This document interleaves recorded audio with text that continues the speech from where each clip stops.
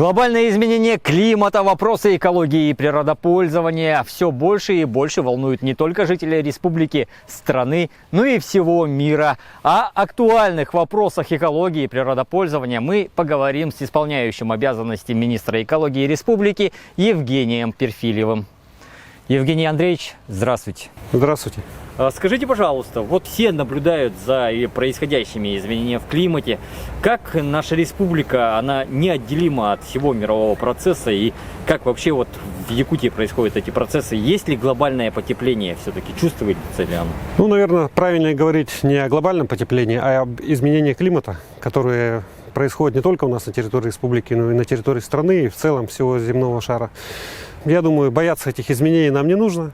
Все это цикличные процессы, циклические, которые происходят во всем мире. В республике эти процессы мы наблюдаем, например, идет деградация почв, проваливаются аласы, сельхозземли, бывшие пашни, где была ровная и плодородная земля, идет тоже оттайка мерзлоты, проваливаются пашни, идет эрозия. Где-то озера, которые стояли столетиями, идет оврагообразование, озера выходят в реки, нарушается рельеф, меняется ландшафт.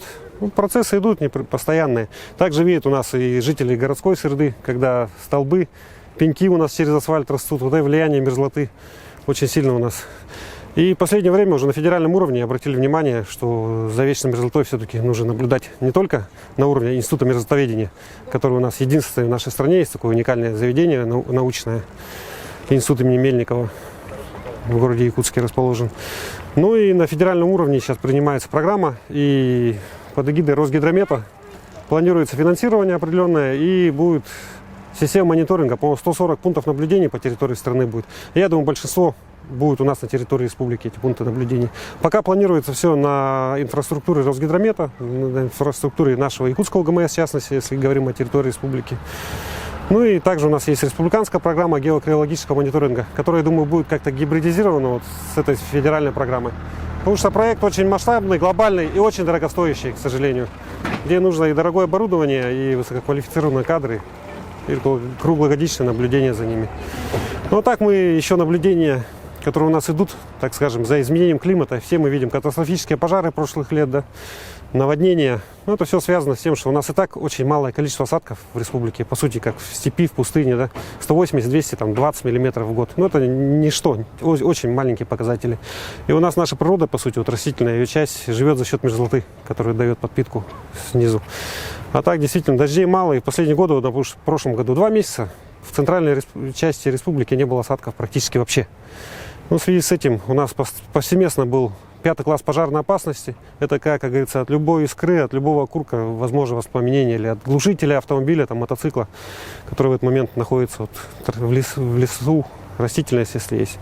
Поэтому вводился и особый противопожарный режим, и режим ЧС, чтобы все жители наши с пониманием относились к этому, что любое даже неосторожное обращение с огнем, там, забытый костер, да, или брошенный окурок, или машина оставленная на траве, может привести к катастрофическим пожарам.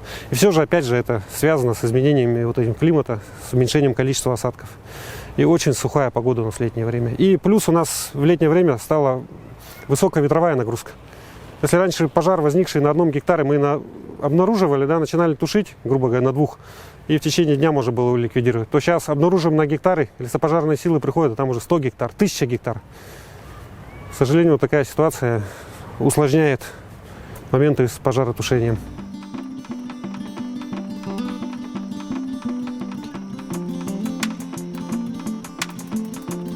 Такие процессы приводят, если касательно лесных пожаров, на катастрофических примерах. Все помнят в прошлом году село Бескёль, которое пострадало в результате перехода лесного пожара на населенный пункт. И в этом году частично также зацепило населенный пункт Орлах в Мирнинском районе.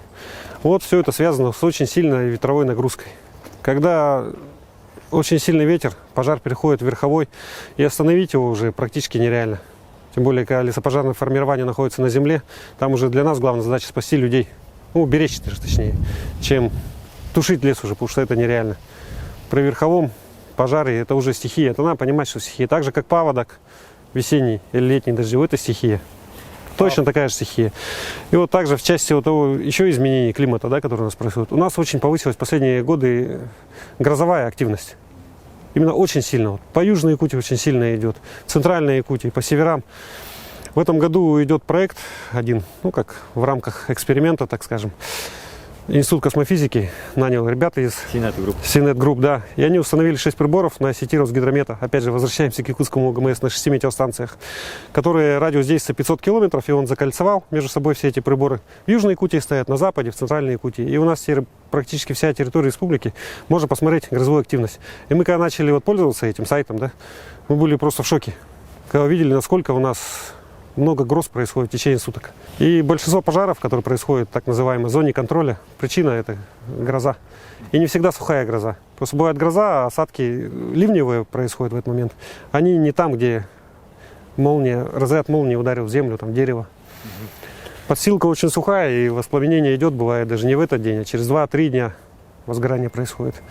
Сейчас мониторим, потом будем делать анализ и уже понимать так называемые наши грозовые кольца, где у нас больше всего влияние на количество пожаров оказывают разряды молний. Меняются у нас и маршруты перелетных птиц, и маршруты миграции тех же оленей. Все это и меняется, мы это видим. У нас в свое время были созданы особо охраняемые природные территории для охраны, допустим, популяции дикого северного оленя. Сейчас видим, что миграция уже, маршрут сменился. Уже есть возможность переноса этого опыта. И поэтому такие динамические процессы. Но опять же скажу, я считаю, что это все естественные процессы, которые происходят. Ну а в части лесных пожаров негативное воздействие, оно, конечно, есть. Но, тем не менее, и звери, и птицы, взрослые особи, в первую очередь, они понимают, как говорится, откуда ветер дует, откуда огонь идет, и в основном уходят. Потому что я и сам на вертолете летал над пожарами, и посещали пожары эти. Ну, честно говоря, диких зверей, погибших, как в том году показывали, я не видел. Ни я, ни мои коллеги. Хотя спрашивал тех же сотрудников авиалесоохраны, которые все лето у нас находятся на пожарах. Никто не видел. Вот был недавно в Восьмайском районе, лося видел. Живой лось бежал рядом с пожаром.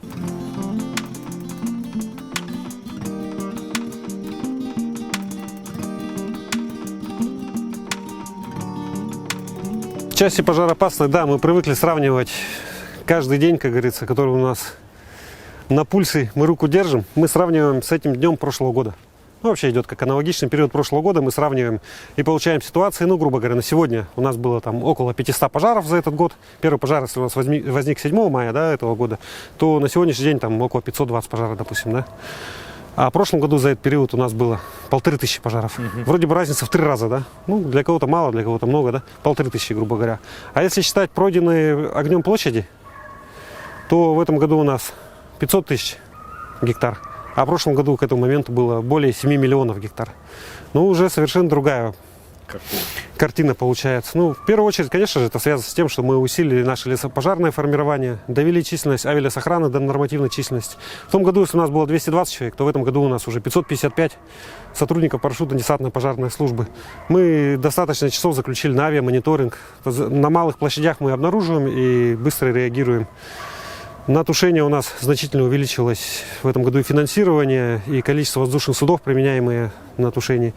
По наземной охране лесов мы также очень значительно увеличились. Если в том году у нас было 193 лесных пожарных, наземная служба, это у нас есть такое учреждение, ГАО Якутлесресурс, то в этом году мы дошли до 564. Тоже значительное увеличение. И на сегодня у нас 1119 человек, это лесопожарное формирование в целом по республике. Конечно, это значительное увеличение, но если опять же взять экскурс в историю, то у нас во время одна авиалесохрана в республике в советское время, в 90-е годы даже еще это сохранялось, была 1500 человек, а лесная отрасль была 5500 человек. Понятно, мы пока не дотягиваем, но тем не менее, благодаря вот этим мерам, плюс мы открыли в этом году 3 новых авиаотделения, благодаря этим всем мерам мы вот получили такую картину, что количество пожаров в 3 раза меньше, площади, пройденные огнем, ну, там чуть ли не 20 раз меньше у нас. А когда в последний раз у нас были такие же большие пожары, как в прошлом году? Может быть, мы просто не замечали этого? Тут, знаете, еще такая интересная ситуация, которой многие тоже манипулируют, на самом деле, в СМИ, да? У нас до 2017 года количество и площадь лесных пожаров считалось только по охраняемой зоне. И, например, там, в 2017 году у нас она была 30 миллионов гектар. Вот так для понимания, у нас площадь лесного фонда республики 255 миллионов гектар, округленно вам говорю. 255 миллионов гектар, представьте, вот, какие огромные площади, да. И до прошлого года мы охраняли только 30 миллионов гектар. С прошлого года открыли новое авиаотделение в Верхоянском районе, поселке Батагай, увеличили площадь до 40, и в этом году мы открыли авиаотделение в Тампонском районе, в Аймиконском и Верхнеколымском районе. 3 отделения новых открыли, и охраняемую площадь увеличили до 50 миллионов гектар. По сути, 1/5 территории земель лесного фонда мы с этого года охраняем. Но вот как я сказал ранее про манипуляцию, да, почему? До 2017 года, повторюсь, считали только по охраняемой зоне. До 2017 года начали считать по всем 250 миллионам гектар. Вот представляете, появился скачок, и все начали считать, что вот все, у нас ситуация кардинально меняется, пожаров стало больше. Пожары всегда были. Просто не всегда мы о них знаем. Площадь республики у нас огромная. И вот, например, на сегодня у нас действует пожар в Среднеколымском районе, да, возле поселка Сылгайтар. Но жители города Якутска и других районов об этом даже не подозревают, они же дым не видят, значит, все нормально. В этом году, кстати, у нас дым от наших пожаров, которые горят на землях лесового фонда Республики Саха-Якутия, да, жители нашей республики практически не видели, я скажу так. Весь дым, который был, вот дважды он в Якутск приходил, один раз там на 5 дней, другой раз на 3 дня. Это все с Хабаровского края, там были тоже огромные площади, более 200 тысяч гектар горело, и ветер был как раз юго-восточный перенос. Все эти данные подтверждаются космическими снимками, все это видно. Вот НИЦ планета, есть такой центр. Все было видно, как это все горело в Хабаровском крае, а дышали этим мы. К сожалению, такая ситуация возникла. Ну и поэтому еще раз вот хочу сказать, что в этом году ситуация у нас, она рекордная за последние 5 лет. Позапрошлый год у нас лесных пожаров было 1670, по-моему, больше даже, чем вот в прошлом году. Ну, площади были, конечно, поменьше. В прошлом году рекордно было 8 миллионов гектар. Ну, говорю, ранее, может быть, было и больше, но мы об этом не знаем, так как считали только по охраняемой территории. Вот еще раз скажу, по 30 миллионам гектар. Все-таки сейчас мы находимся в парке, тут бегают белочки, летают голуби. Это говорит о каком-то, может быть, цикличности природного цикла, о возрождении. Есть ли какие-то, может, интересные экологические проекты, которые поддерживаются министерством? Вообще какие-то инициативы, исходящие из Якутии, которые, в принципе, можно как бы масштабировать, может, на федеральный масштаб или, ну, по крайней мере, у нас в республике? Ну, у нас есть такие интересные проекты, как, вот, допустим, реинтродукция лесного бизона. У нас сейчас есть 2 питомника лесных бизонов, привезли их в свое время с Канады. Один находится на Ботаме, река Ботама, все знают, в Хангаласском районе, там есть питомник, бизонарий так называемый, жители активно посещают его, и гости республики посещают. И в горном районе есть у нас парк Синяя. Там есть бизонарий Темпынай, местность. Там вот значительное поголовье бизонов живет. Мы уже занимаемся давно, достаточно эффективно. Уже бизоны вышли в свободную среду, они уже не в огражденной. Если вот на Ботами у нас они в огражденной территории, да, за забором проживают всю жизнь, то в том же Темпынай они уже вышли на свободу. Уже несколько лет их как выпустили. Ну, конечно, все равно мы заготавливаем сено, корма завозим, так как вид когда-то здесь жил, по данным научных исследований, да, что при раскопках найдены фрагменты данных животных.